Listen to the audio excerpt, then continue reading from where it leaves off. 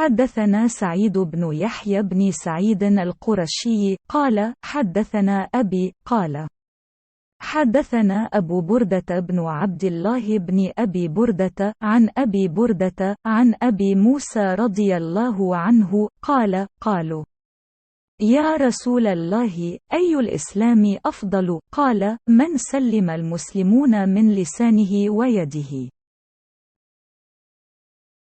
लोगों ने पूछा, या रसूलुल्लाह सल्लल्लाहु अलैहि वालिहि वसल्लम, कौन सा इस्लाम अफजल है? तो नबी अकरम सल्लल्लाहु अलैहि वालिहि वसल्लम ने फरमाया, वो जिसके मानने वाले मुसलमानों की ज़बान और हाथ से सारे मुसलमान सलामती से रहें। सही बुखारी, हदीस नंबर 11, दर्जा सही।